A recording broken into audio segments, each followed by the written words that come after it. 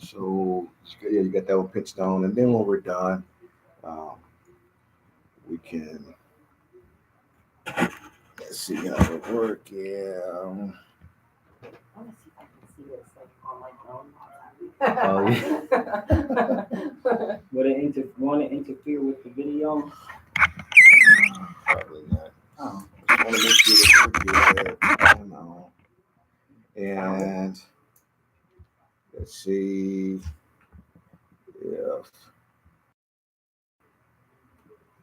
if the mic works. Let me talk with mine. It's working. What about yours? Right. 1 2 1 2 check 1 2. Is it working? I don't think so.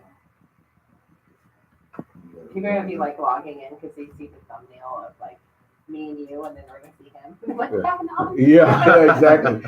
Exactly. Well, they better just relax. It's coming. Yeah, there's my live chat. That's just up. Yeah. 1 2 1 2 1 2. Ooh, there's Jay Danger. He's in there. 1 2. All right. So we are early. We're gonna let some more folks get in.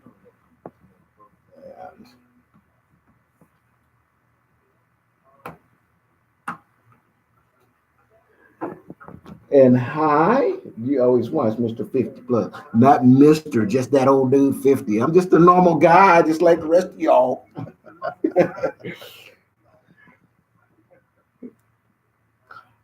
All right, we've got a few minutes before our actual scheduled time to get started. So while everybody's feeding in, yes, this is my new student. And so we're going to spend a little time introducing you to my new student. So that's the boop button. So we're going to look into the boop button as often as possible. Now, I'll look off to the side a little bit so I can check my stream. But I hope you guys can hear us both well. You missed! Stan! I'm so glad you guys are joining us with this live video. This is going to be a very fun day, and hopefully we're going to be able to give you guys some very useful information. But before we get to the fun part, we're going to do some semi-fun part. I know I'm not woohoo! Christian, woohoo!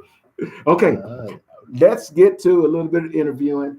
And Autumn, can you see the streams coming up? I can. Okay. I'm seeing everybody's even Yeah. and everything. Okay, good deal. If something comes up, Autumn is going to watch that. She's back there. She's coming. Y'all didn't look at y'all. We didn't sign up to look at y'all. Like, you don't look like Autumn, right? Right. No, he's not. But she's here, and I'm going to let her watch the stream. And if she sees something that gets that grabs her attention, she'll shout it out to me, and then I'll address you guys. But because I'm not actually talking to you guys, I refer to the comment section there. Note that I do see you. Okay, so let's get to it. Introduce yourself to the fancy folks here. What's going on? I like to call myself Swifty Steve. There you go. Let's do that. When I get my little channel, I think I'm gonna do that. That's a good little name to go by. Yeah, and let's start by what made you decide to become get involved in transportation? Well, I've actually been involved in transportation for quite some time, about 15 so years, transporting people, driving buses, operating trains, and I thought it might be a little bit of change. I wanted to fly a plane at one point. I think this is the closest I'll get to flying a plane. It's just as long, 70-something feet long down the road, but just to give myself a challenge. I'm a challenge type of guy, so pretty much, basically. That sounds like the typical guy thing that when we were little bitty kids, little boys. Right. Plane, trains, Exactly. the automobiles, Exactly. big boats, anything big, machines, big. Yeah. Guys like that stuff. And so you can hit the trifecta or whatever factor if you get a plane, Right. Right. Yeah. But so where did you grow up? Grew up in New York City, the Bronx. And so the trains that you drove was what those the passenger trains under the Passenger ground? trains, yep, about 7 or 8 cars long. Uh-huh. Yeah, You enjoyed like, that? I loved it. Like you said, the childhood dream. Yeah. I always looked at the conductor and the engineer when I was, coming up and went down. Mommy, I want to operate that. I want to try that one day. She said, "Go ahead. You can do anything you want to do." Yeah. And sure enough, I did it. Yeah, that's a good thing. I mean, I didn't intend on being in transportation, and I just got into it because my son asked me to help him, and I didn't want to help him start a business that I didn't know anything about. So Exactly. I got into it, and I hadn't regretted a single minute. And my channel is basically to mimic my experiences that I want to give to all of the UBists, okay? Gotcha. And I'm glad that you were able to stumble across this channel and it was able to encourage you to make the decision. Yeah. And then you went through the training. So before you went through the training, the first thing you did was come in contact with a recruiter. Exactly. Yeah. Now, how did your recruiting phase go?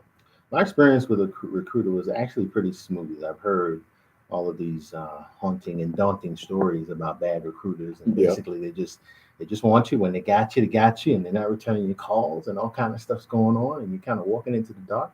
But my recruiter was pretty good, pretty decent. Everything he told me was pretty much true, 98% of it, and the other 2% was just up in the air. It was just normal human error. And there he is. Right. I don't believe all of us to the other side appears to be 100% truthful, and the part that isn't, and when they're that close, the part that isn't an untruth but a disconnect. Exactly. And so dropping information. Right. So you spoke with your recruiter, and he's just so good. Was your recruiter here in Salt Lake? He was, yeah. Since he does such a good job, I think you ought to say his name. What's his name? John Hullinger. So if you get John Hullinger, you know you got a 98% of it. Yeah, there you go. One good thing he said to me now, folks, is that why would he lie to me? He has to see me eventually. Exactly. So I got to see you one day, and you're gonna tell me, "Oh, you told me this, and it wasn't true." Did you actually see him? Yeah, I did. I get to see. He told you a truth. I was in the 98%. There you go. So what happened after your initial contact with him? The next phase was, I assume, the school phase. School. Correct. So where did you attend school? Salt Lake City. And how long did you stay in class? You stay in class for the first week, so it's about 5 days of in class. Very tedious, and I must be honest, very boring information that you probably already know. But they take good care of you during that first week. They actually give you free lunch on the first day. There you go. Something to look forward to. There you go. Yeah. There you go. The way I try to get the UBists prepared for their school is to try to at least get the permit first. Right. So if you have the permit first, when you show up, it's almost a repetitive type of situation where you're redoing something that you've already done. Right. So the best part about that, though, although you may be repeating some information, you don't have anything to lose because you already have your permit. So it's not like you are at risk of being sent home because you can't cram enough information in your head to get that CDL license permit passed. And again, the goal is to try to make your journey as smooth as possible. And so that's what happened. That's why that first week was a little bit boring. It was. Okay. We actually only had one person who had to take the permit test, so we didn't go over a lot of the permit information. We went over some new stuff that I wasn't privy to, but most of it I kind of already knew from being in the industry as well. Oh yeah. Well, you had a little bit of foot over it. And so your experience in I guess would be the second week you finally got into a truck. Second week was range week. And that's what we kind of get. It's exhilarating. We actually get to get out in the truck. If you've never touched the truck before, they're very patient with you, getting out onto the field. And actually learning the pre-trip procedure. All the parts of the engine could be kind of daunting and a little scary, but they work with you. They hold your hand through it. You know, they're very patient with you all the way through. And then we learn straight line backing, offset parking, and parallel parking, which all sound kind of crazy in the semi, which we learn later on that you really never do as far as parallel parking. But needless to say, it was a fun experience on the range. That was probably the most exciting for me. Right. I will say, I have parallel parked one time. Have you? Oh. I did. And what happened was it was late. Okay. And I was almost out of drive time, and I pulled into not a truck stop, but a rest area. Okay. And the only spots that were available was trucks that was lined up, and I say it was available. There was none available. Right. However, a guy left. Oh. So when he left, I said, "Oh my God!" Gosh. And I looked at my clock, and my clock said, "You got this." And I was like, "Oh my God!" I must have got out 40 times, and it was really cold. Hey. So free get out and look. Yeah, a whole bunch of them. But I put it in, and it was all right. So week 3, how was week 3? Week 3 was excellent.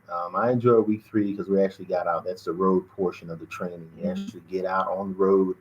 We had to test out in manual transmission, which was pretty interesting. I'm used to driving a little 5-speed, and you could kind of listen to the engine, but you have to look at the RPMs, which is a little different than your little manual transmission in the vehicle would be.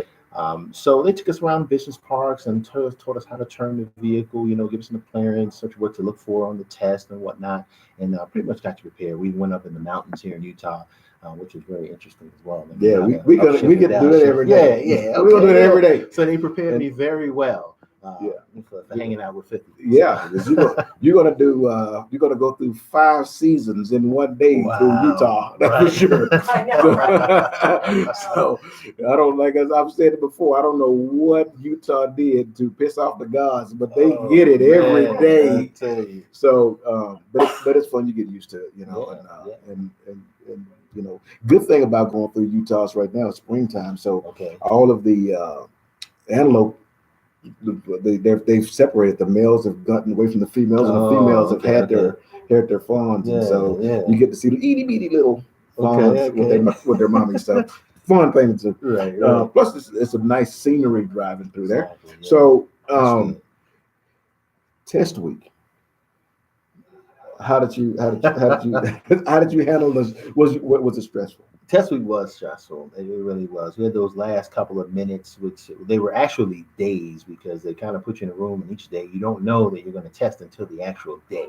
So that's a little nerve-wracking. You get to, kind of come in and sit down. Everybody's looking at each other. Who's going to go next? It's you. It's you. So on test day, we got a chance to do a couple of vacuum maneuvers before getting out there. And the cool thing about it is we had 2 people fail. If you fail, they allow you to take the test over again after 48 hours. So it's not a big deal. They give you a little bit of time on what you might have screwed up on and get you back out there and your test, and most likely you'll pass at that point in time.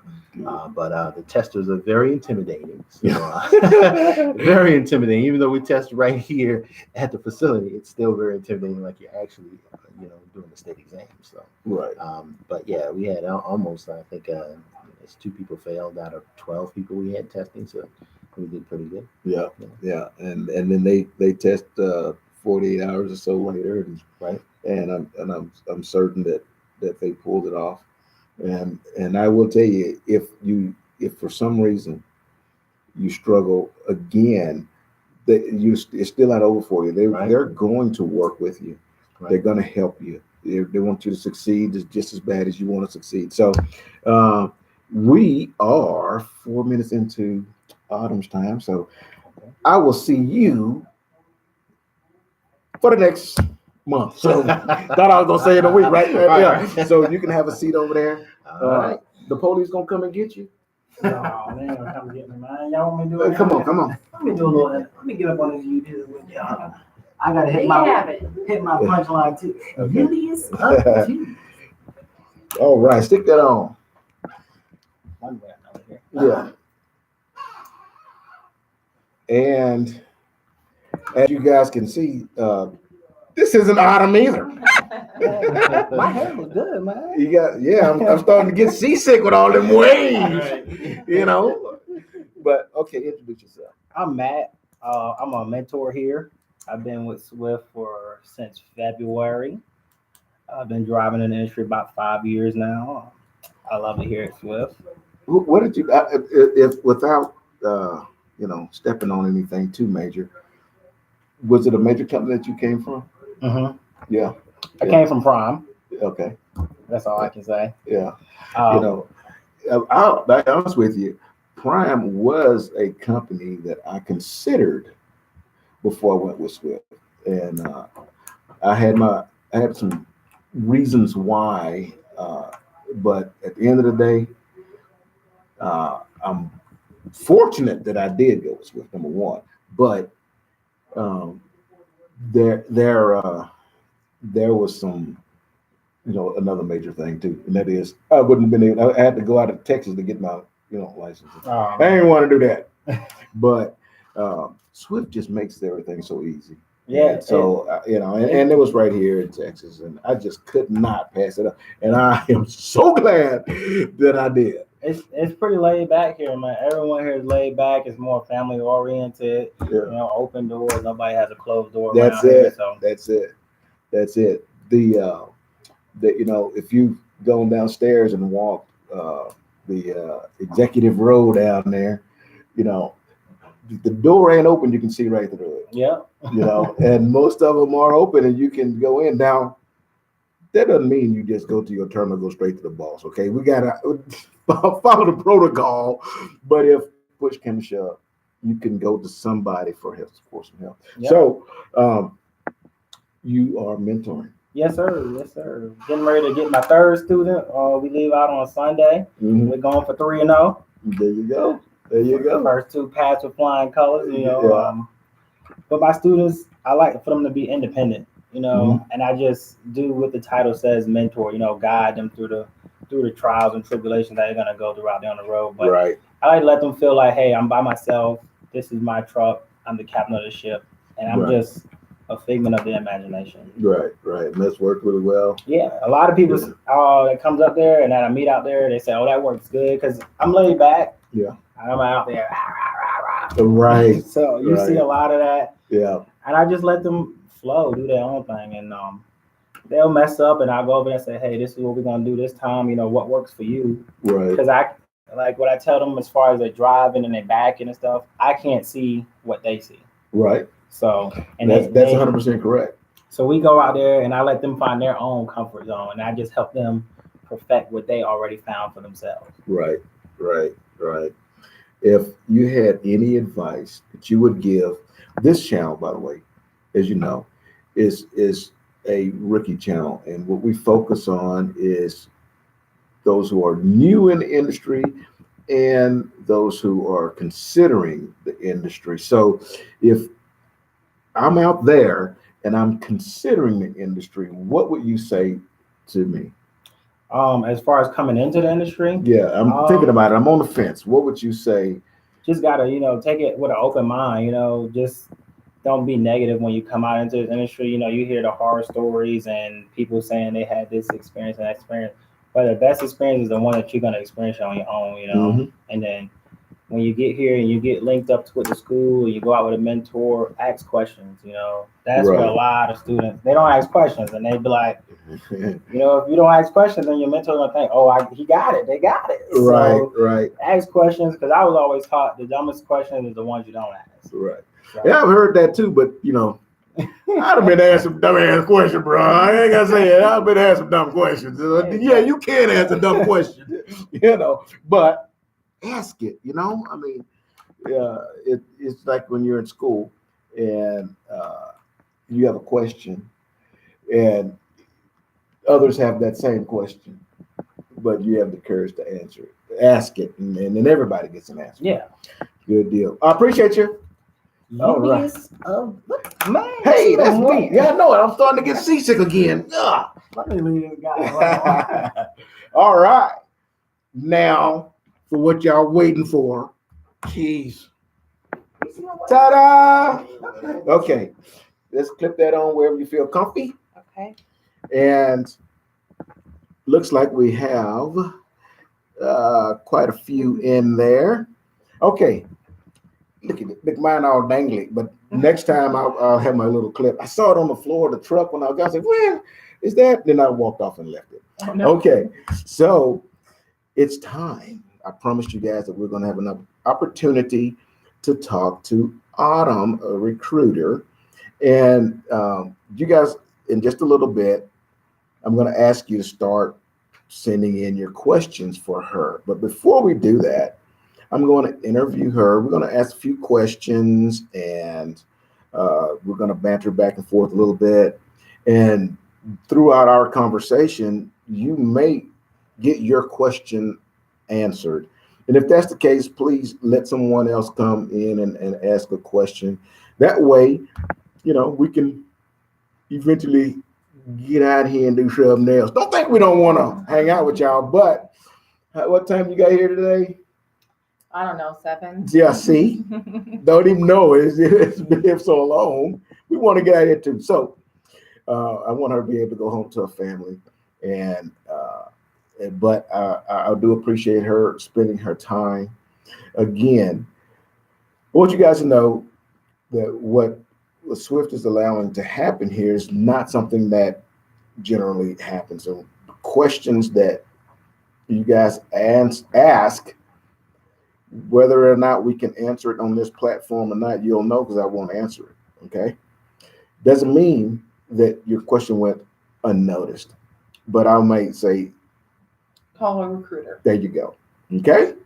All right, sometimes questions get misunderstood, and we don't want that, okay? So the first thing I'd like is for Miss Autumn to tell me a little bit about who's Miss Autumn.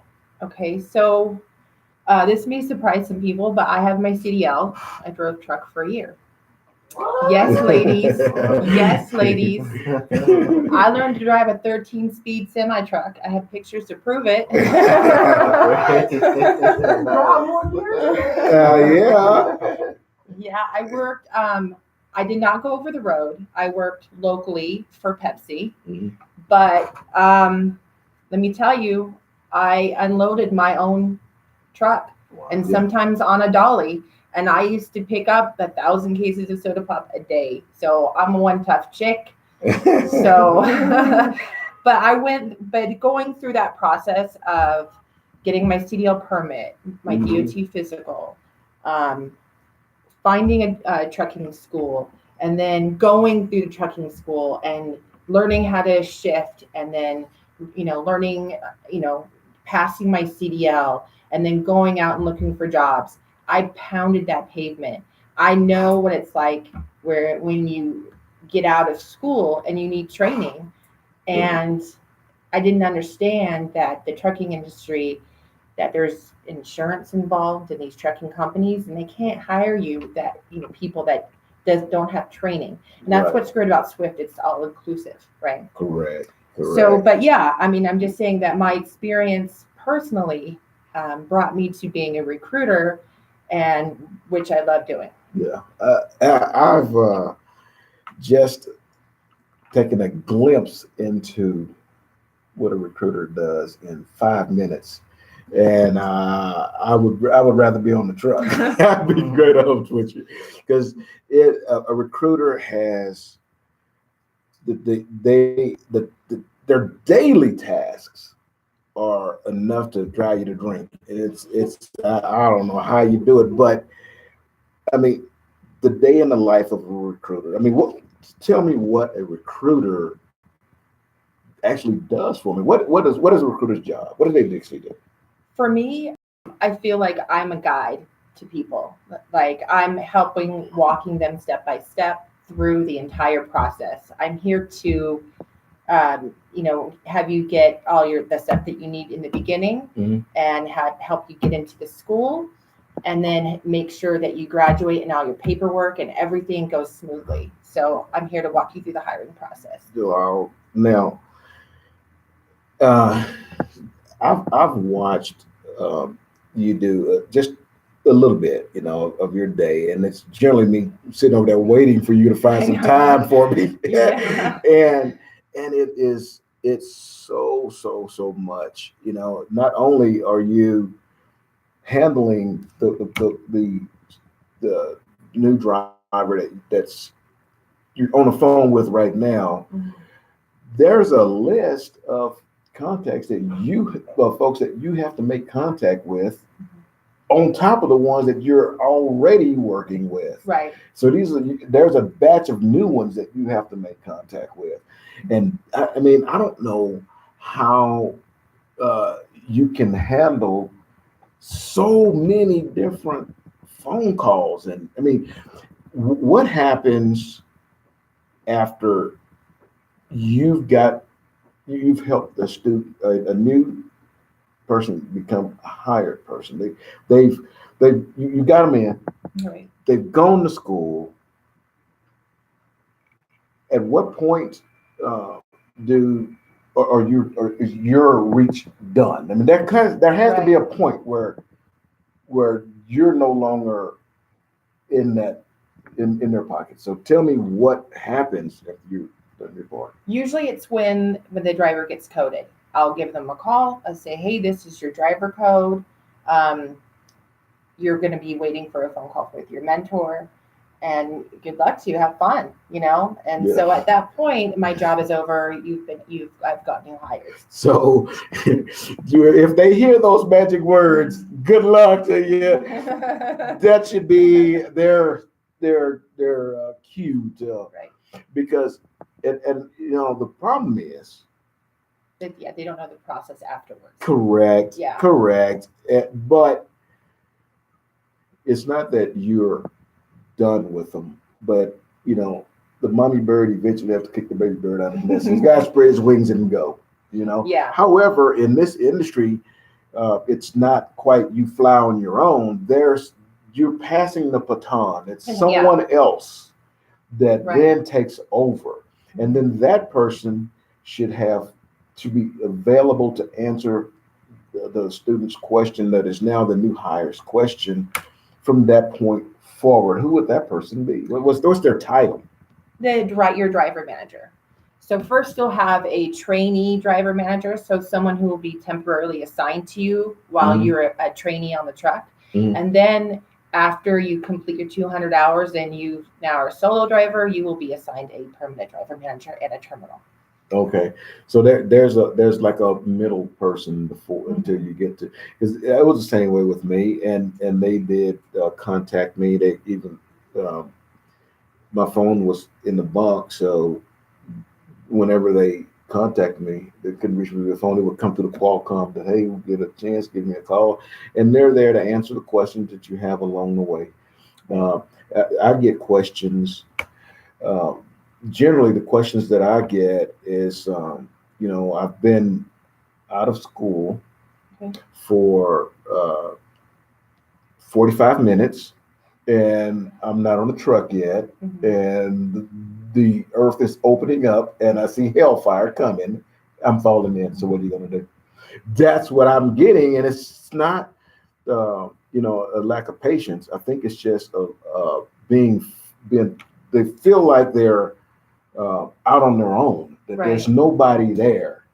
They're in that limbo state, and then they're calling their recruiters. You're the only one that they've talked to, and at that point, you got 30 phone calls to return and about 60 emails to return, and 50 plus going, hey, what about me? And so what are you gonna do? They just need to wait till that next phase of phone will ring. Yeah, well, and then also be proactive. I mean, while you're there at the terminal and you're having orientation and you're meeting with the driver development team, ask for your driver manager's name and number before you leave. Make sure you have that, because you don't want to walk away from that situation and not know who's supposed to call you, or when are they going to call you, or what's going on. I just spent all this time in school and now I'm doing what? So it can be really confusing. So, knowing, kind of asking a lot of questions and, knowing what information to ask for is vital. And I would recommend that. Yeah. you mentioned orientation. And orientation is such a disconnect that I just don't understand. You would think that once you're in the orientation phase, regardless if it's at the beginning or at the end, that you would want that vital information. I mean, teaching you how to drive the truck, getting you your CDL is one thing, but the orientation basically informs you of who you're getting in bed with. Right. And it's important to pay attention. Yeah, so divorce don't happen next, come on, pay attention. Doing the orientation, you're going to get a lot of information. It's also a good opportunity to ask questions. Yes. Before you get to that point, you set me up with, I didn't bus because I lived in Texas and I drove, but we went to a hotel and you get a roommate. Yeah.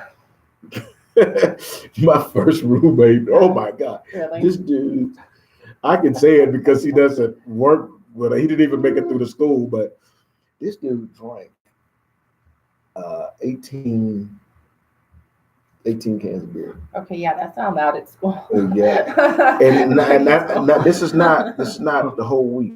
This was that day. He would have got an 18-pack of beer, and he drank an 18-pack of beer. Well, okay, yeah, no, yeah. The second day. So,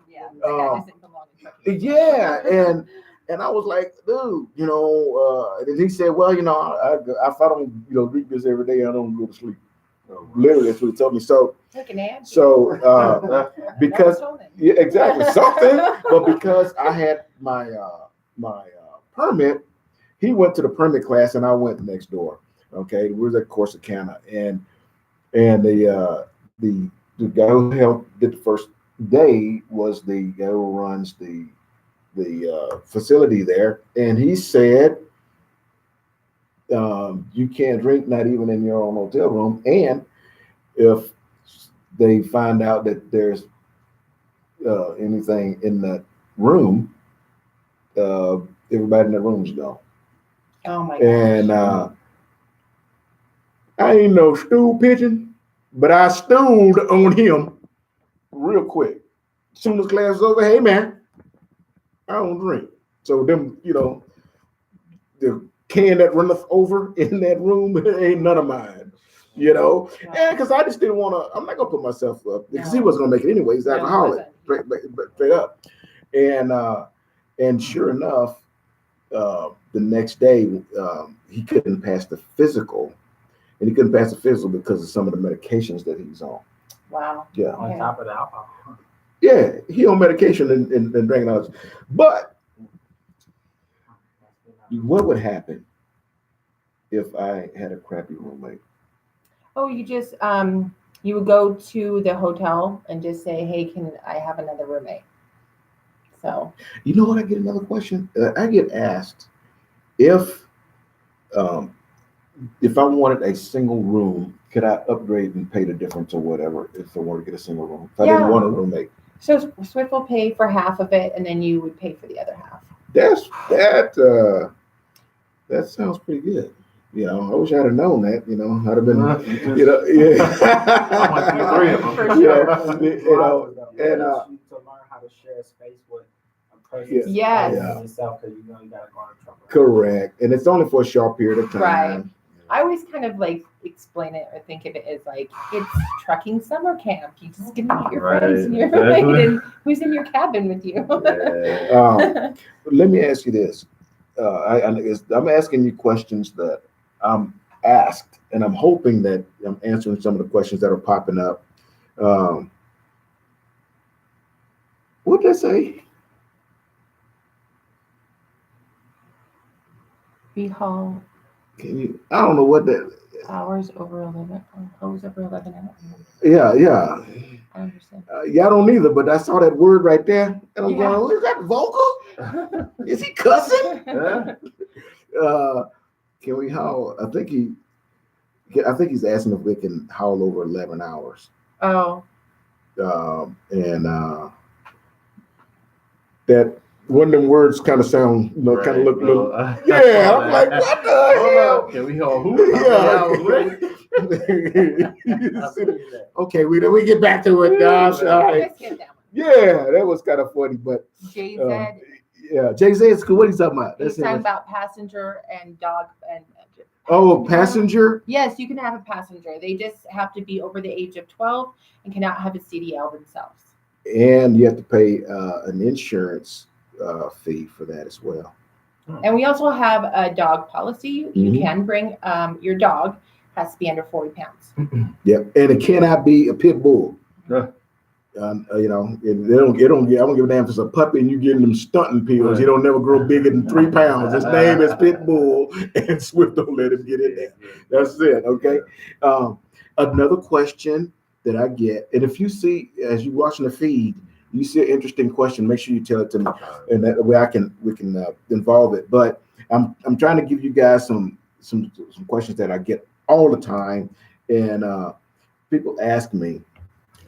I'm sitting at home doing nothing, and I want to go to school. I want to know if Swift will pay me to get off my butt and go to school, and then pay for the school while I'm going through it, and then break me off a little bit when I get on the mentor truck. At what point did I lose focus on reality? I think it's when I decided that Swift should pay me to go to school. I don't know. Maybe that's just me, but does Swift pay you to go to school?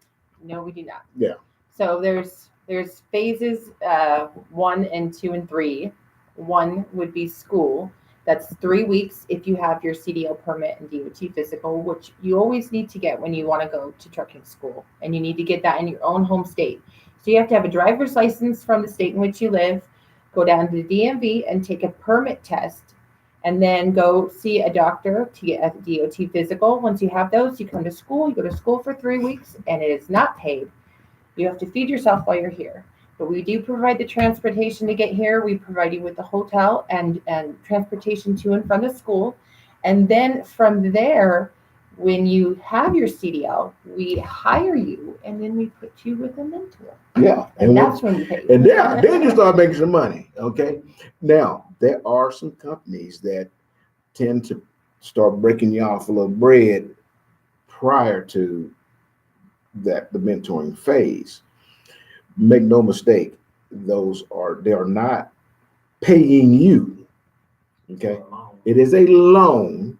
I'm sorry, what? Was it That's a loan. I'm sorry, what now? They actually call it an advancement. You know, it's a fancy word for loan. Yeah. Oh yeah. So So, I want y'all to put together what don't say what company that was, but they try to keep you afloat. Okay, but they are not paying you. No, you got to pay it Folks back. ain't gonna pay you to get up off your own butt. See, I cleaned it up. Y'all probably thought 50 from the cuss. No, I ain't gonna do that. Let you get off your ass. Okay. Now, so I had some other questions here. I had a question that my last student asked. What determines who you're like how you match people with a mentor? Well, that is not done by the recruiters. Okay, so that's Okay. yeah, that's another thing. That- I don't match right. mentors. Yeah, that's what. Okay, That was the question. just in case you guys couldn't hear it, he wanted to know how does the mentor and the student matched, and it's not done by your recruiter. So don't call your recruiter and say, "No, you don't." That happens when you talk with her. And by the way, I do have kind of a list of folks, but outside of me, just the normal deal.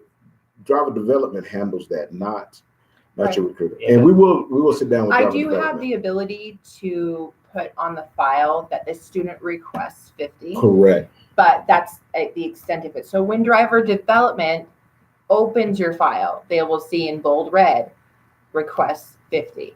And that at that point, if he's available, then they can see where he's at and if he Right. can pick up a student. Right. Because my Okay. last student was calling the recruiter, hey, I need to find out where a mentor is. Yeah, yeah. And you know, I don't think it work like that. it's funny that he mentioned that he said that his new student that he just met today was calling this recruiter. No, it was before this one. No, before this here. one? He had That just guy, the one that you just talked to, was in there waiting on you. Just going, my mentor is supposed to be here. So I said, where's he coming from? And then he told me where he was coming from. I said, there's no way he's going to be here when you expect it, because, again, you guys that are waiting for mentors, calling the recruiter isn't going to do that. You know, driver development or whoever you was talking to before, they'll let you know when to expect them. And there are extenuating circumstances. And where he came from, I showed him on the weather app, there was a lot of weather. And there's no way he's going to be able to make it there. So there's other reasons why, guys. Okay. So hang in there. I see Danny's on here. Danny's question. After training is completed and you're off the mentor's truck, can we be put on a dedicated account? That's a good question. That's a great question. Okay. So yes, the answer to that is yes. So dedicated accounts they're big companies that have hired Swift to provide its drivers and trucks. Okay. So we're talking about Walmart, Target, things like that. Okay. So some of those accounts will take a brand new driver right off this trainer's truck. And some of those accounts want 3 months of experience, and some of those accounts want 6 months. When you talk to me, Danny, when you call me, I will go over what accounts I have in your area and the level of experience you need to get into them. So we can go over that when you call me. I know that there's a lot of questions that are being asked along the way. And once we're done, the feed will have some, I'm going to go back to the feed, and I'm going to kind of comprise of a lot of you guys' questions. Your GPS working good, the Qualcomm. That's not a recruiter question, but that's why I ain't paying attention. Y'all crazy. But I'm going to go through there. I'm going to get some of your questions, and we'll I'll let her answer them, and then I'll make another video. So don't think that your questions are being going unanswered. Okay.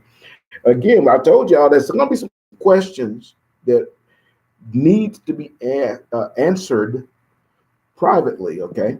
And we're going to get to them, okay? Another question I'm asked is, and I'm sure they ask you this question, is how much am I going to make in my first year? As if everybody is the same. So let's just say everybody was the same. That honestly is, everyone's the same. Yeah. You know, so that's a difficult question because correct.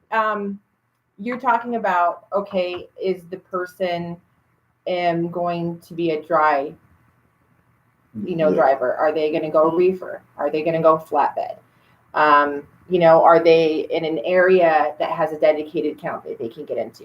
Mm-hmm. That is definitely a question you ask your recruiter. Right. Because you want to get, when you call and ask about your CDL, of course you're going to want to know what you make. And your recruiter can look at where you are and give suggestions. Now, recruiters will tell you where you're going to make your most money. That's what I do every time. I look at where they live. I look at, do I have a flatbed run going right past their house? And if they do, then, hey, I'm going to tell you flatbed because you make good money in flatbed. I mean, it's physical. It's not for everybody, but I'm just saying. It get cold out there in the wintertime and hot in the summertime. That tarp is 100 pounds. Yeah. It's about 99 pounds more than I want. But I do have some, military veterans that just got out of the military that are jacked up and ready to go. Yeah, they want Lion O, 50 plus vet, 20 years, Class B. Okay. Veterans, yes, I want to talk about that. Yeah. Veterans, we have a veterans program. If you're a veteran and you have an honorable discharge, DD 214, school and the housing cost is free to you as long as you complete 1 year of Swift. Yeah. So Lion O, at the end of this video, I'll in the comment section, I'm going to put Autumn's information, and please let her know that 50 plus, you watched us on live with 50 plus, and she's going to get good care of you. Okay. Yes. Okay. I'm imagining, guys and ladies, after we're done with this, I want you guys to be extra patient because I know that she's going to get inundated with a lot of phone calls and emails, and emailing is going to be the better way. Okay. Yes, especially over the weekend. I'm not going to be in. Email me. I can't answer those. Right. And then when I am during the week, I'll take as many calls as I can. If I did not get to you, leave me an email. I will eventually get down to you. Mr. BBQ, you make sure you call, and you're gonna get on my truck. We're gonna burn up the food, boy. They like to do that. So to answer how much you're gonna make in the first year, I've made videos about that, and it has a whole lot to do with who you are, okay, and how long you want to stay in the bunk, you know, how hungry are you? And I'm telling you right now, Swift has put a lot of fresh off the mentor drivers into brand new trucks, and they've spent $160,000 plus on this vehicle, okay? Giving them away like and it's not that Swift wants to see that truck, you know, sitting pretty at a truck stop. It needs to move freight, okay?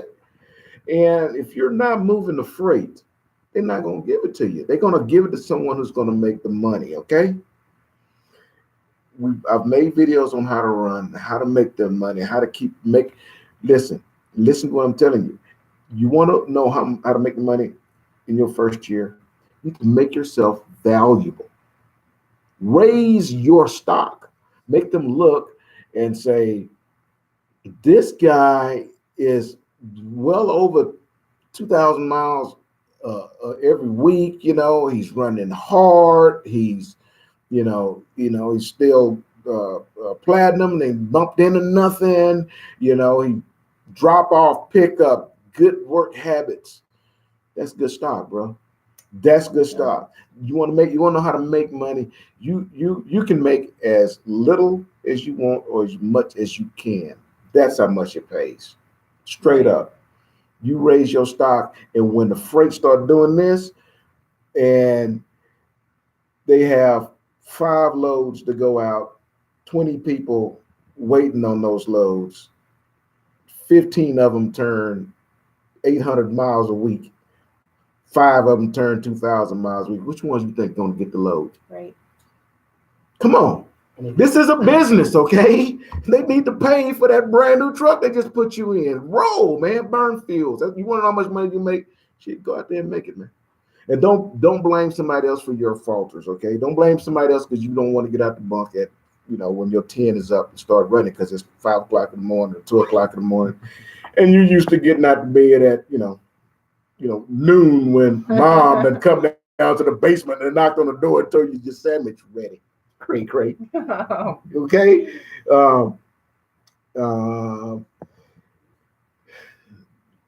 Let's see. What do you do when your recruiter don't get back to you? Good question. You call a million times. No. That's exactly the right answer, actually. His response was call him a million more times. So we went over briefly what's on a recruiter's plate. So I'll give you an example of what's on my plate, especially on a Monday. I come in, I have leads from the weekend, okay? I could have 50 to 100 people I need to call that are new leads, okay? And then I have about 100 emails that I need to answer. And then I have 86 voicemails that I need to listen to and then respond to. That's all from me, by the way. So all of that. That is just the new stuff. That's not including anyone I'm already currently working with. Okay. So it's crazy. I'm on the phone all the time. I'm trying to answer emails. I'm trying to do, manage everything. And I'm not perfect. No recruiter is. If your recruiter has not gotten back to you, be the noisy, squeaky wheel. Call him or her back. Email them. Text them. And then if they don't, do it again.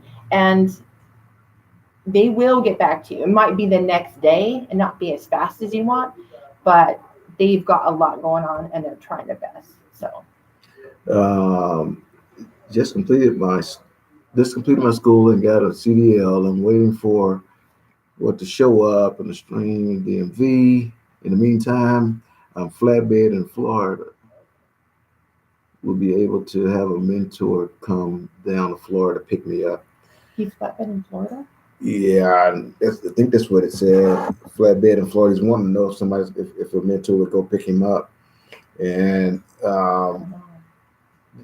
that's another driver development problem question, because they're the ones that assign the mentors. What are experience requirements for ocean containers and intermodal? Answer that question. One of them, I don't know if they can hear me, but a couple of my students went home and they did say they were going to send a mentor pick them up. Pick them up. Yeah. You know, you don't always have to, wherever you're going to school. You don't always have to be in that same state to get picked up. You can go back to your home state. Swift's will get a mentor for you now. But his particular question was flatbed. But then it also goes into that they gotta look and see how many flatbed mentors they have. And correct. Yeah, and I'm concerned about the location of Florida because I know the flatbed runs. Yeah. And they don't go to Florida; they go to Greer. Yeah. From Laredo to Greer. Yeah. And from Greer to. Yeah. And so what he needs to do, he needs to get back with driver development, and then they will more likely get you in the lane where the flatbeds are going and make sure that you get taken care of. So no worries. Just make sure you contact your driver development, and they'll get you taken care of at your home terminal. Okay, just talk to who you need to talk to at your home terminal. This is an interesting question. I don't know if you know anything about the intermodals. I do. He's asking this experience requirements for them. Okay. So most of my intermodal accounts are set at 6 months. I do have one or two that's set at 3 months. I think that's in Chicago, Illinois, and Los Angeles, California. Yeah. So I think those are the two that I have. They're 3 months, but most are 6. There you go. Thank you, Todd. And congratulations. I know you said you've been training for 2 weeks, bro. Keep kicking. You're almost done. Good job. That's it. Can you go straight into reefer after training? Actually, yeah. And my students going to do it. Some driving in with me, and I'm going to try my best to getting a couple of weeks of training, or a week or so of training with a reefer driver, and that way, and it's only because I want him to be successful. I don't want him to, and also doing that mentoring phase, he can ride with a reefer driver and experience what the reefer drivers is experiencing, and make sure that that's something that he wanted to do. So we need reefer drivers badly, and we need reefer mentors badly. Over to reefer guys. Good job. And while I know this thing is wobbling because I'm on this table. Sorry, I'm doing it because they know me. I do this all the time, and so I'm moving around. But after this is done, one of the next interviews is going to be with the reefer division, with drive van division, with driver development. And we're going to continue to get these done because information is crucial for you guys to make the proper decision. And you get so much false information, half truths, and the polished egg watching videos on YouTube. And so this type of interaction, I think, is going to give you guys a lot more truth. And Salt Lake is really, really big in reefer. Right. And you don't have to be just here. A very vast majority of the driver leaders downstairs are doing California, and so there's some good lane, there's some good scratch, but we're gonna get to that real soon. Okay. If you don't call back, we'll bug you. No, I'm serious. Bug me. I actually tell my people that I'm like, look, I'm gonna look into this. I'm sending this email because sometimes I'll send an email to a driver manager asking a specific question about an account, and if that person, then I just move on. So when that driver manager gets back to me, that's when I'm like, oh, let me call this guy. But if sometimes the driver manager doesn't get back to me, and then I'm like, if I don't call you by tomorrow, call me back, please, or email me, and I will get back to you because I do not want to forget anyone. I want to make sure I help everyone. How old is? Oh, I'm sorry, it went away. How old am I? No. How old am I? Is it? Hey, we're not gonna be asking no questions like that. I saw that question. I did not. Come on, let's stay on target. Okay. Anyone on the East Coast near Harrisburg, Pennsylvania area, and need a very good mentor? Ask for, what is that? What's his name? Fode? Fode? Yeah. So I'm sorry, Fode and then FOFANAH. I think that's just like it. That's somebody's name. Yeah. Fode Fofana? Fofana. Okay, Fode Fofana. Okay. He'll be available next week. Okay. If you're finishing up next week, and that is in Harrisburg. Hi, Chris. Chris Paul? Yeah, I hit Chris Paul. Okay. Of course, the Canada now. Mhm. Autumn was our recruiter, and Yeah. she's got a good deal, and she's really good. Okay. Any other ones on there you think you want to? We still got a little bit of time. Any of them that you think you might want to answer? I want to give a ones? shout out. I want to say shout out to Charlene, who's starting with us on Monday. I'm so excited for you, girl. I put you in dry. Did you want reefer? Just check with me, okay? see how good she is. You know, any other good ones on that? Thank you for answering the questions that I needed to do. And I'll go drive in and Ocala Terminal. What's that? You see that? We got a couple of lease option questions here. People keep hitting. Oh, so okay, options. let's be Good. clear. I am a company recruiter. Okay, we do have lease purchase options, and there are specific recruiters for that. If you call the corporate number of Swift and ask for a owner operator recruiter, they'll connect you. Okay, or you can, if you call just the regular 1-800 line for Swift, Right. and just ask for owner ops, they'll lease purchase, they'll transfer you. And that'll be the only time you dial that 1-800 number, right? What do? We call Autumn direct, okay? That's going to be the only way that's going to guarantee that you get her, okay? In fact, while I'm flipping through here, explain how that works, because some folks are they're not getting you. Right. So when you fill out an application, there will be a line where it says, have you spoken to a recruiter? No matter what you put there, even if you put me, it will round robin to all of 98 recruiters. It doesn't matter. Okay. So doing it that way won't guarantee that you would get me. If you call the 1-800 line and you speak to a recruiter, that recruiter that answered your call, Got you. That's your recruiter. Okay. You want me, you have to call me directly, leave a message, and I'll return your call. Emails, I love emails. Right. Email me. Say, hey, I saw you on the 50s channel. I want to come to Swift. Please give me a call. And I will put you on his list for the headset. And then I will return your call. Or I will email you somehow. I know people work and everything. So right.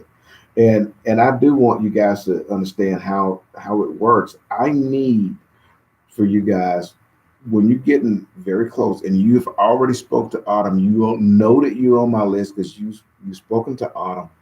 I need to hear from you. We need to communicate while you're on the mentor's truck, not while you're driving, right. Not while you're sitting in the passenger seat, but sometime doing that 10, sometime doing that 30. Shoot me an email, 50+ truckertalk@gmail.com. 550 plus plus, not, don't spell it out, then push the little plus sign. But I need to be able to keep up with you. If I don't know where you're at in the process, you're going to get off the truck and then say, hey, I'm looking for my headset. And I'm going, who are you? I don't know. Right. But then you're gonna say, hey, this is who I am. This is my driver code. And I got your driver code. So don't be trying to sneak no fancy on me. I want to address something else too. If you are assigned to another recruiter, you have to contact me by email and tell me that you have another recruiter and that you want to be on 50's list. You have to tell me, because you won't get a headset on that. Right. I need that's not the tracking. process. Yeah. Exactly. So exactly. make sure you do that. You know, and I'm a man of my word. I'm going. Yeah. You're on it. Yeah. My students going, well, you know, I of course you're on my list. I want to pick you up. Yeah. So, but I want to make sure that I get your headset to you. Right. And I'm a man of my word, and I don't want any of you. I know I'm not looking at you when I'm talking. I'm trying to find something. But yes, I should have gotten it ready before I got in here. I can answer questions while you do that. Yeah, do that, because I got some good questions. And as you're looking through the feed, and you see something, I'm letting her read this stuff, I'm okay? reading. So don't y'all. I'm reading comments. Look, stay on task. Don't. Come on now. Question. Come on. And it's actually happened Okay. to me. So Okay. once you're here and you're driving, Mhm. trucking down the road 6 months later, and then you decide you want to go dedicated or, to a different division, do you call your recruiter or do you reach out to your driver leader? So What the it question would was. be driver leader, but I understand some people's being uncomfortable about saying, "Hey, I want to leave you." That's what happened. So, but I would suggest, like, the bad news. Swift has a list of, like, on their website, Okay. they have a list of dedicated and accounts that you can look through. And a lot of times too, I'm signed up in there and they'll give me push notifications. They'll Okay. say, Intermodal, Chicago, Illinois, call, it's open, or whatever. So we can, I'll get more information on that. And so I can post it, because that is a good question. Because I have people that do call me already hired, and I can certainly tell you about the account and give you the operations manager's phone number. But you've already hired. That's the extent I can do. And I try not to get too involved in that, because I'm trying to hire new drivers that are trying to get in. And so I'm trying to make sure that my focus is on them. Okay. But I'm not going to turn you away if you call me. That's why I let y'all know you need to hit up Autumn, because she's gonna take care of you. And it's been a fantastic journey with her. Hit her up so she can take care of y'all. There's a Good question here. BCO says, I'm in California. You have to get your physical before you can take the DMV test. No, actually, in California, our school's in Fontana, and that is a great school. It's one of the few schools that we have at Swift where you actually get your physical and permit there at the school. If you do it on your own, it would make it a 3-week program. So if you get your permit and CDL, DOT physical on your own, you're in driving school for 3 weeks. If you need to go to the permit class and get your physical, then you will be there for 4 weeks. Good deal. You see any others on there? So you can come fresh.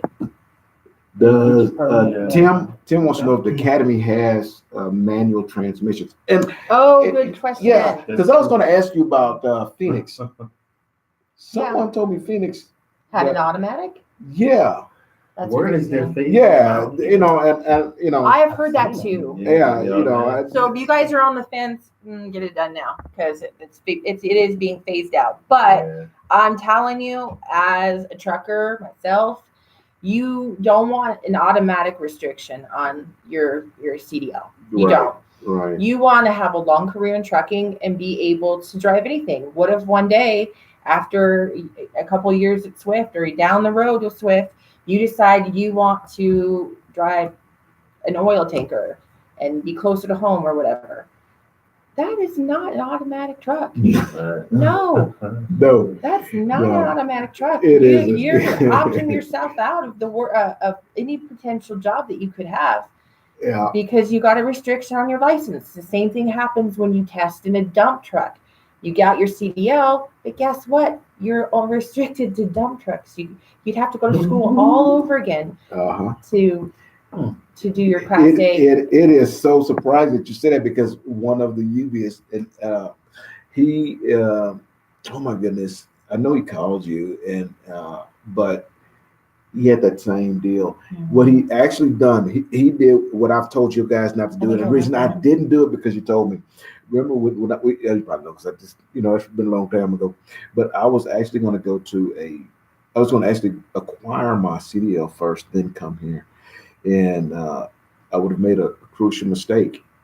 And I'm glad you steered me the right way. And I ended up going straight to the Swift school and getting it that way. The problem is, just because you have that license doesn't mean that a company is going to hire you.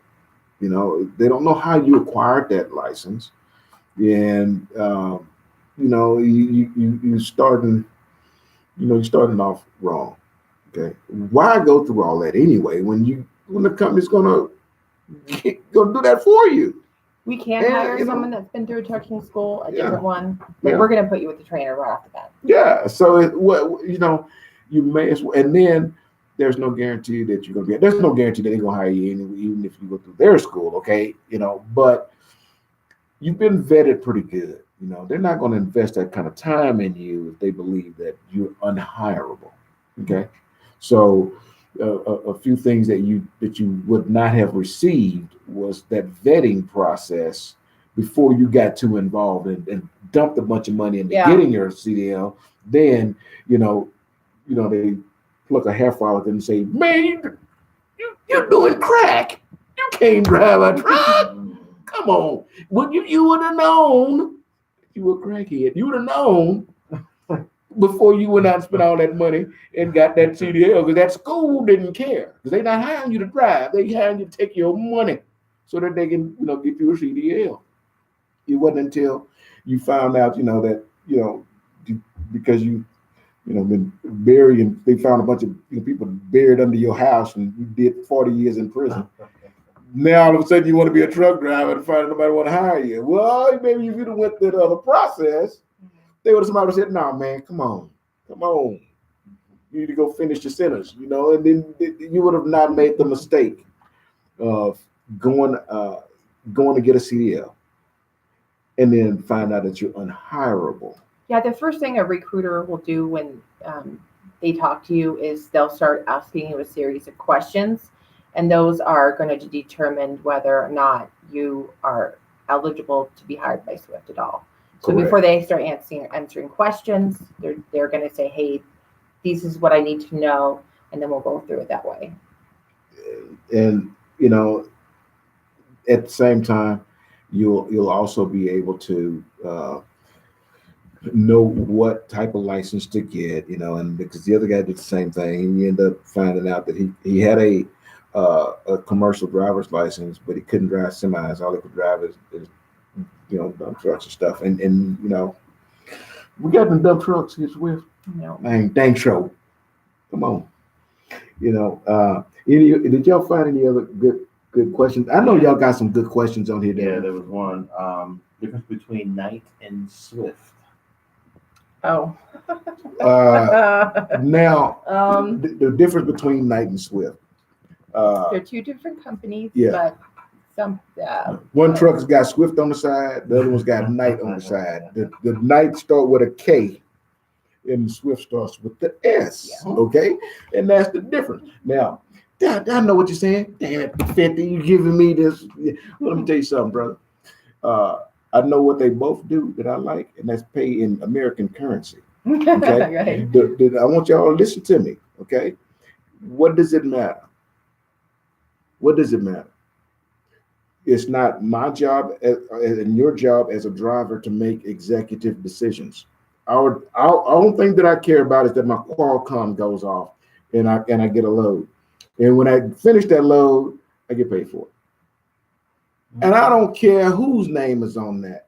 What difference does it make? Don't you guys get caught up in things that I don't want to say that don't concern you. I'm just saying, don't get caught up in things that you don't factor in. Okay, I may wake up tomorrow morning and the building's painted red and there's a big K out in front, and then we all need to peel up stickers off our trucks. I don't care. Are we driving? That's not my decision. That just told me that the management, executive management at Swift decided this is the way we need to go. Fine, let's go. They've been successful for all this time. Number one, brother. They were the largest right there. They won the Swift Transportation won the Super Bowl of trucking every year. So whatever decisions that they make, I'm behind them 100%. They behind me, they behind you. Okay, so let's not get caught up in that. There are two companies though, Swift and Knight. They're two different companies. Yeah, So they are related somehow. But yes, we're related. Yeah. There is, you know, but we don't. But what we don't need to do is get caught up in that And I type of couldn't, situation. even if Let's I stay wanted to, I focused. couldn't explain it. Right. And yeah, I made a video about that. I'm gonna tell you something right now. I want y'all to listen to me good. Then we're gonna change the subject. There was a day where Mr. Swift and Mr. Knight got together in the room and they talked about this deal, whatever they've done. Okay. Well, nobody didn't have them too. So those only two people know the truth. Okay. The rest of us just need to understand what's going on. And what's going on is my Qualcomm just went off and I got a load. And I'm gone. Run that load and I'm gonna get back. Somebody gonna write me a check and I'm done. I don't worry about the So that's it. You don't worry about the rest of that. Only Mr. Knight and Mr. Swift, they don't need to be concerned about that. Burn some fuel. Know that no matter which name is on the side of them, that you're going to be doing all right. Okay? You make your own destiny, okay? Someone said they live in Virginia and they was wondering if they can run, they start on Monday, and then can they run dedicated reefer out west? I would call your recruiter. Your recruiter would know any dedicated accounts that were available to you. And if you have any issues, you can definitely call the 1-800 line, and any recruiter there can answer if you can't get a hold of your recruiter. And that's only if, because you're already assigned it for somebody. and let me make sure I understood the question. The question was if to get out of school. No, they said I live in Virginia. They starting on school Monday. No, they're doing orientation. He's an experienced driver. Right. Yeah, it's they're doing driver, so enrichment. that's gonna be a little bit Okay, different. so Okay, there we go. Okay, that was a little bit different. Another question. Can you get a permit and physical in Memphis location if you live in, looks like Mississippi? In Mississippi, that one, I never do that. I always tell people to get their permit and physical on their own. In my experience, it's always difficult when you have to go through an extra process. So I would say get it on your own. If you want to call me, I'll send you some training videos with some practice tests and get you some study materials. And then so that you can go down to the DMV and just take that test. Right. And also, I don't want you guys to be surprised that when you show up to your school and on the first day of school, everybody piles in the bus and you go get a DOT physical. And they're definitely going to pluck some of your hairs. First day. From anywhere, by the way. And there's a lot of people out there that will give you a DOT card, and you done paid a little bit extra, Okay, so that doesn't mean that you're physically ready to drive a truck. And Swift's going to make sure of it, and every other company you go to going to make sure of it.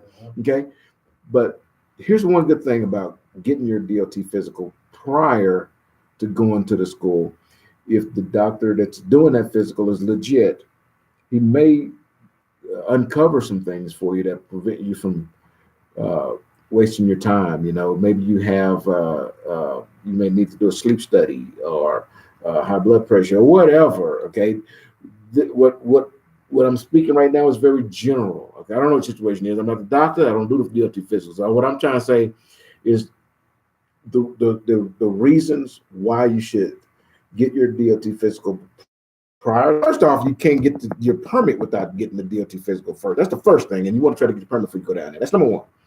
But next thing is you just want to make sure that you are physically ready, that you can actually pass DOT physical before you get down to school and spend all this time and money. Home. That's what I'm saying. And then you have an issue. So Right. I always tell my people, go get your permit and your DOT physical, or DOT physical first, then your permit, and then know that you're ready to make this change in life. I don't want you quitting your job and coming to trucking school just to have it not work out.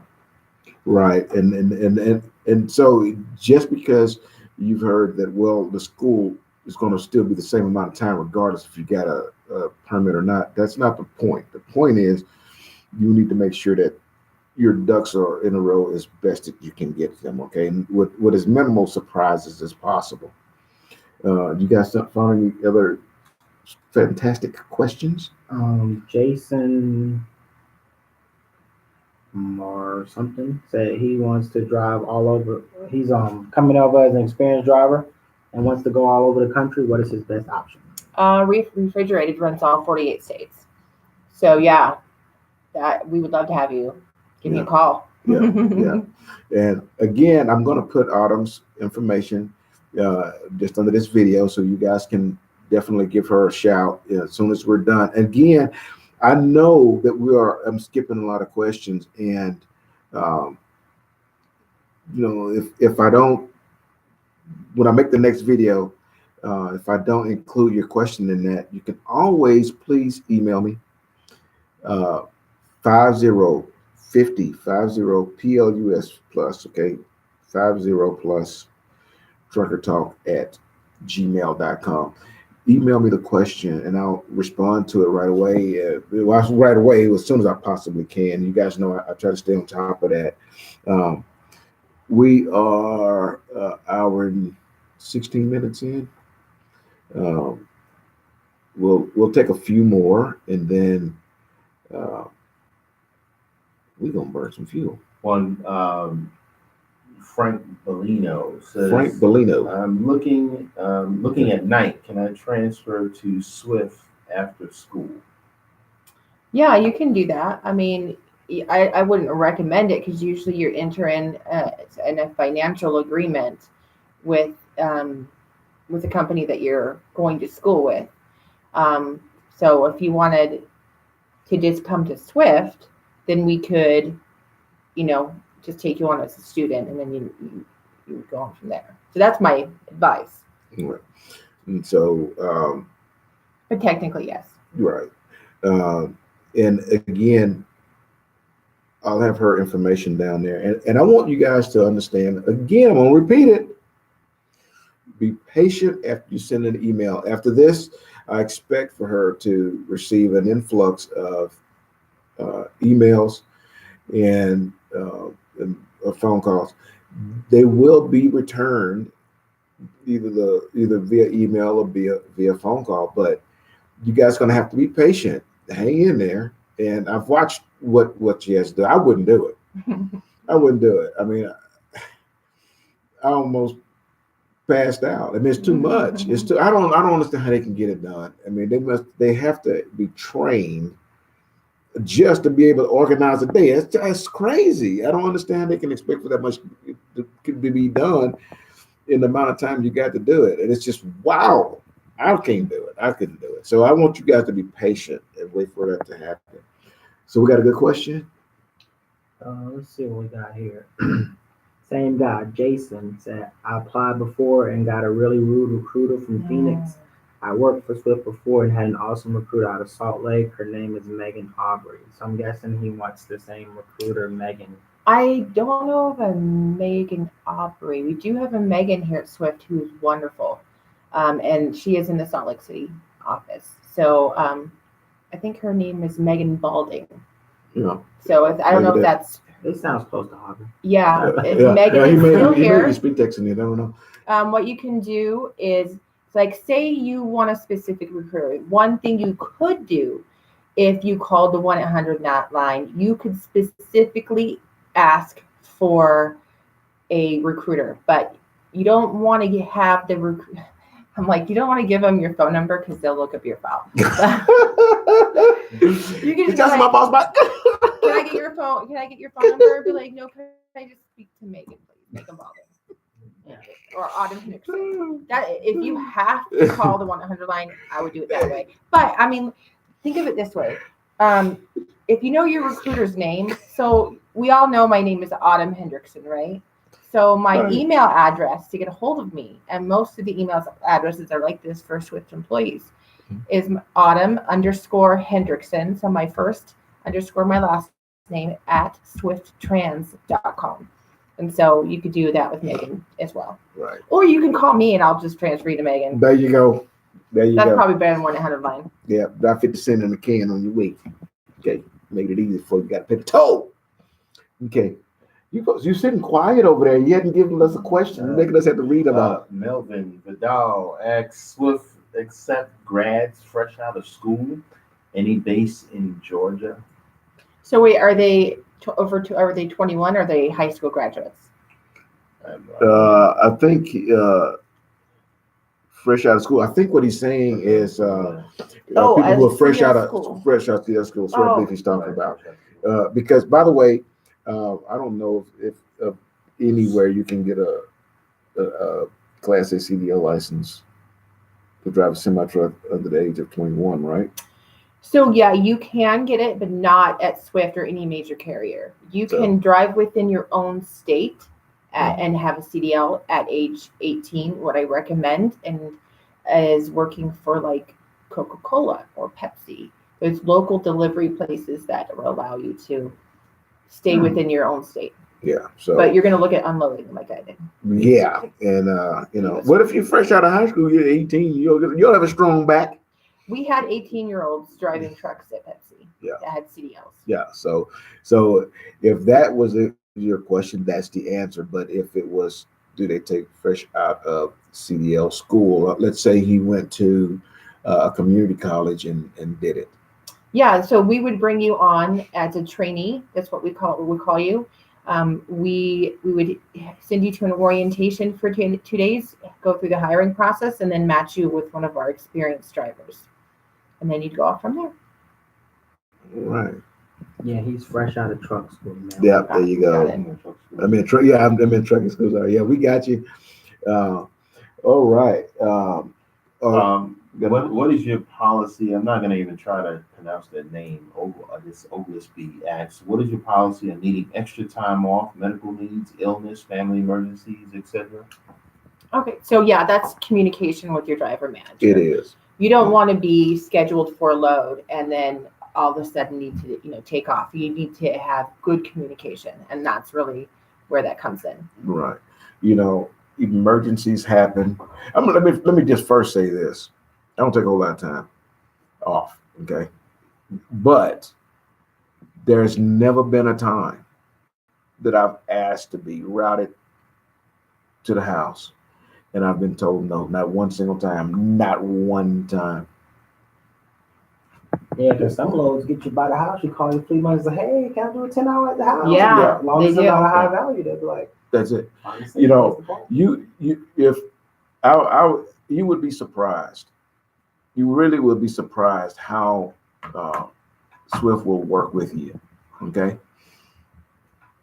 Now, I want to preface that by saying, would you run you by the house if you had an opportunity to make that choice? Yes or no? If you know that you're the one that once you go by the house, the 10-hour turned into 24 hours. If you that person, you think that Swift don't know that because you've developed the habits that makes them think, if I run him by the house, he might not ever deliver that freight. Be on time. Yeah, I mean, make yourself valuable. That's what they'll send back to you. Yeah, be on time. Yeah, if they take care of you, they will take care of you. Now, I think some of that question had to do with emergencies and right, like if you know your wife is going to have a baby, yeah, then you want some time off when the baby's born. Okay, talk to your driver manager. Yeah, and they set that up for you. You know, Mhm. they'll set that up for you when you know she's, you know, a few days away from a week away from her due date, you know, and say, hey, you know, I want to be home when my baby's born. You think they're gonna tell you no? You got to drive freight and not miss your baby. Come on. They got you, man. This is not that type of place, okay? Somebody else can move that freight while you go watch your baby born, okay? Somebody else can move the freight while you go handle your personal businesses, okay? But communication is key in just about everything in life. Your personal relationships and the relationship that you are having with your fellow coworkers. We're a team, okay? We can't do anything without a recruiter who gets us started. We can't do anything about it without the instructors who teach us how to get our licenses and move these trucks down the road. We can't do anything without our mentors. We can't do anything without our drivers leaders. We can't do anything without the managers. We can't do anything without upper management. Okay, upper management can't do anything without the drivers. Right back down to the bottom. Okay, so we all have to work together. Okay, if one piece of the puzzle don't work, we got a broken puzzle. Don't work. Okay, so let's communicate. Say what you need, and they're gonna figure out how to take care of you. I just saw one question earlier from Roy about veterans again. I mentioned it earlier, but just briefly. You stay at Swift for a year, we're going to cover your school, we're going to cover your housing, and you have access to your GI Bill through us. Okay. You know, I'm glad you mentioned that. I would have been kicking myself had I not asked you this question. What are some of the incentives that Swift has available to, you know, the guy who was previously, you know, unemployed, flipping burgers, whatever, just wanted now, he wants to leave a job and come to a career. Right. What is it? And that's what it is. Yeah. Okay. This is a career. You can do whatever you want to do. You can start driving trucks and decide that you want to be an instructor. You can decide you want to, you know, get like this because you're doing what Autumn does. Okay. I do You know? want to talk a little bit about my backstory, just so people understand where I came from. Okay. Mhm. Single mom, working as a security guard, making $12 an hour. I wanted a career. I wanted to find a way to get me and my kids in a situation where I could take care of myself. Mhm. I looked into trucking. Went out and got my CDL, and I started work as a driver. Okay, my again there, my wage doubled. Okay, and then through different people in the trucking industry who I met, I got connected with this job. Okay, so I mean, you don't have to necessarily stay a driver forever. There are so many different careers in the trucking industry. And if you live next to a terminal, and then not only that, you know, my dad was an instructor here at Swift. Yeah. And so, and then he's doing something else in the trucking industry too. This is a career. It is. It is.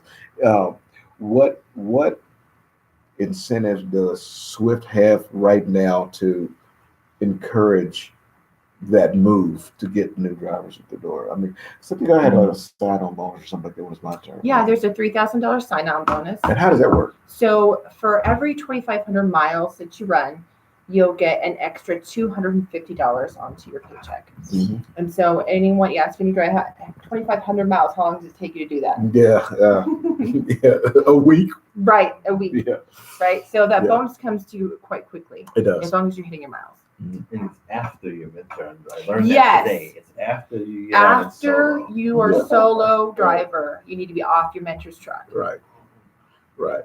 So you know that's something to look forward to. So you give. Let's Let's give it another 2 minutes, and then we're gonna go find something to eat. No. School is coming to my school next month. I have two questions for them. One, do they have a local routes, and is there an option for Swift that allows me to pick up my daughter from school Monday through Friday? Oh. That the second part of that question is, you know, pretty broad, and so that you need to actually speak to it. In fact, I think your entire question needs to be that's a personal question. Basically, it's not. It's geared towards you. I think you might want to just hit up Autumn via email and see if y'all can talk about that. I'll think about what routes there are available. I'm not sure though. That's really hard. Yeah, I mean, you depend on what time your daughter's going to be picked up. Yeah, 2:00 in the afternoon from daycare. What? In the middle of the day? I don't know. So it kind of depends, you know. I don't know. Yeah. Then what you gonna do? You gonna lock her in the closet so she can sleep. Yeah. So it's good. That question was a little bit involved, and so we can talk about that. Tim Burns, yes, been out of the military for 30 years, no longer have the GI benefits. He wants to know if he still gets a room free. Yes. As long as you have your honorable discharge, DD 214, that's what you need to qualify for our veterans program. It's school and room. For 400 years, Swift does a hair follicle test. He asked the question. For 400 years, you been doing dope for 400 years? Yeah, they gonna do hair follicle, man. Yeah, you gonna mess with that stuff? Come on now. Let me tell y'all, if I'm just kidding with you, okay? To be quite honest with you, if you smoking a joint or drinking a beer, it's the same thing to me. I don't care, okay? But Swift do. The trucking industry is heavily federally mandated. Yeah. The federal government views marijuana as an illegal substance. Correct. Even if it's legal in your state. Whenever I get a question like that, I want to ask the person asking the question. If you had to ask about a hair follicle test, you know the answer to that question, okay? And so again, I don't punish anybody for what they do. You can have fun, man. Do what you're gonna do. But note that no matter where you go in trucking, whatever company you choose, they're gonna make sure that you are clean at least at that moment. And don't forget, you just because you passed the hair follicle test today, you get your CDL license and you clean all the way through the mentor phase. You go solo and think, well, I can burn one down every once in a while. Don't think that you cannot be randomly drug tested at a scale yard. Yeah. You can be and you will be. And if they catch you, you end deep poopy. Okay? So bottom line, if you decide that you want a career in transportation, your career in, token on the gunchi is over. That's done. Okay, it's time to move on to enjoying the fresh air. What's next? CCO asks, do they refund school money for everyone after a year? So that's a difficult question. And I think I definitely asked a recruiter that because it's really technical and I'm not sure I could explain it correct. So ask the recruiter for sure. Right. Yeah, your circumstance may be a little bit different than everyone else online. Okay, so we'll have to send her email specific information and we'll get that answer to you privately. What kind of benefits Swift have for medical, dental, 401k? Yes, all of that. Yes, absolutely. Good insurance. Yeah. There's a question about detention and layover time. Does it start right away? Yeah, after 2 hours. Okay. So it rarely happens.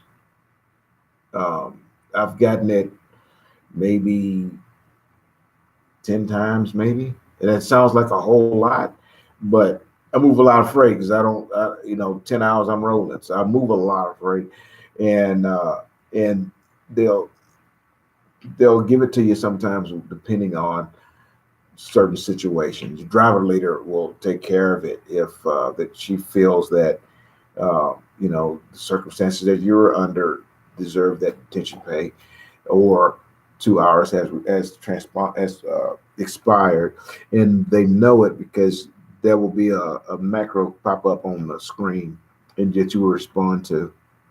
And when you respond to that, they'll ask you, you've been there for 2 hours. Why are you still off duty? And well, because I'm waiting. and you respond to that, and they go, okay.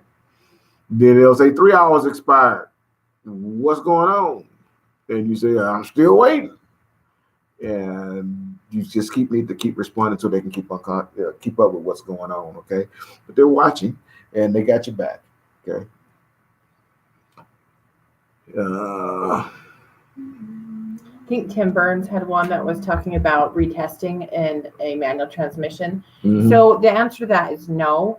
If you come to Swift and you need to take, actually, if you already have your CDL and you're coming to Swift after you haven't driven in a long time, and you have to take a test with one of our, can't think of the name. You have to take a test for someone here at Swift, a driver test, right? You can test in an automatic transmission. You can request that, but you will have a restriction on your license. So if you need a refresher and you're like, oh my gosh, I haven't shifted in freaking 5 years. I don't know if I could do it. Request 50 to 100 hours with the mentor. Get your practice down. Come back. Take your drive test. Tim Burns, they save your seat video. Okay. Was there Red Star 77? What's up? What's up? Can you be my recruiter? Can you be my recruiter? Request 50 as a mentor. Got it. Hey, all right, Mr. Can you be my recruiter? Yeah, you email me first. Next.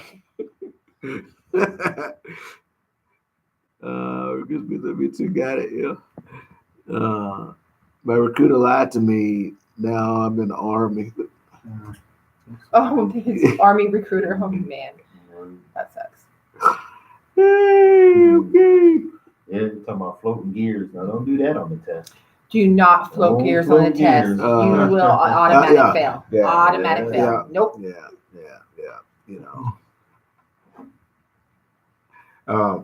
And note that I didn't have seen a 2020 truck ordered by Swift Transportation got a manual transmission in it.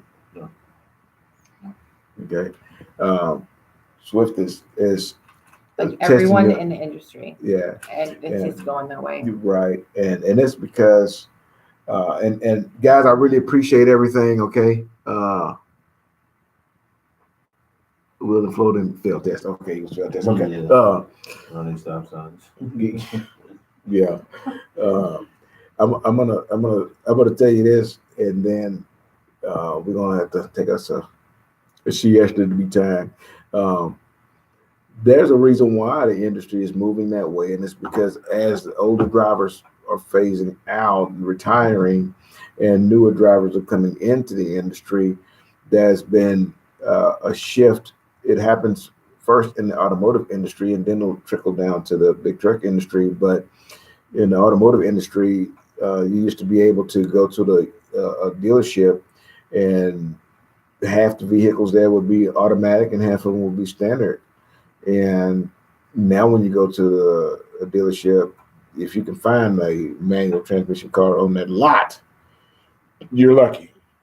Okay, and as manual transmissions in cars phase out, people who can drive them phase out as well. Yeah. So now you have a wave of next generation that they don't even know that they've never seen a vehicle with 3 pedals. Okay, so they don't know, and they're not familiar with it, and it kind of steers them away from this industry because it's such a foreign thing to them.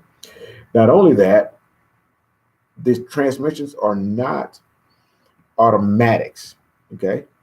They are automated, which means they are manual transmissions that have a mechanism on them that will push the clutch in and shift the gears for you. But it is not an automatic transmission. They are automated. And you say, well, it's splitting hairs. No, it's not, because you have to drive that truck properly, because if you go up a hill and you keep doing the accelerator like this while you're going up a hill, it's going to give you a signal will come up and saying that you that it's going into a safe for the clutch, because you're same thing as doing this going up a hill with a clutch and you're smoking it. They are the same thing. Okay.